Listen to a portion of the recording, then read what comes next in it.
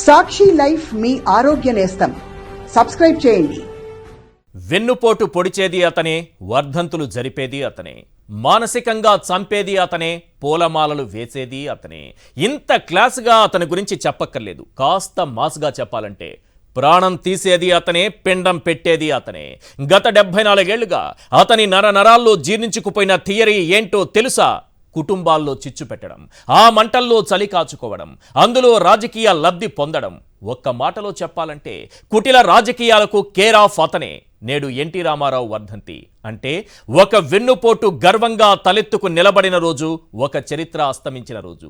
ఏ చేతులతో పిల్లనిచ్చిన మామను వెన్నుపోటు పొడిచి సీఎం పదవి లాక్కున్నాడో అవే చేతులతో ఎన్టీఆర్ విగ్రహానికి పూలమాలలు వేస్తున్నాడు, 2 చేతులు జోడించి నమస్కరిస్తున్నాడు. అదేం చిత్రమో గాని ఆ ఎన్టీఆర్ను మాత్రమే కాదు, ఈ జూనియర్ ఎన్టీఆర్ను కూడా వెన్నుపోటు పొడిచాడు. ఒక్కటి మాత్రం నిజం బాస్, సీనియర్ ఎన్టీఆర్ అయినా జూనియర్ ఎన్టీఆర్ అయినా వాడుకోవడం కామన్, వెన్నుపోటు వెరీ కామన్. మొన్న ఆచంట సభలో జూనియర్ ఎన్టీఆర్ ఫ్లెక్సీలు చూసి చంద్రబాబు ఎంతలా ఊగిపోయాడో చూశాం కదా. ఇప్పుడు ఎన్టీఆర్ ఘాటు వద్ద జూనియర్ ఫ్లెక్సీలు చూసి బాలకృష్ణ కూడా అంతే ఊగిపోయాడు. వెంటనే జూనియర్ ఫ్లెక్సీలు తొలగించాలని ఆర్డర్లు పాస్ చేశాడు. తాతకు నివాళులు అర్పించే అర్హత జూనియర్కి లేదా?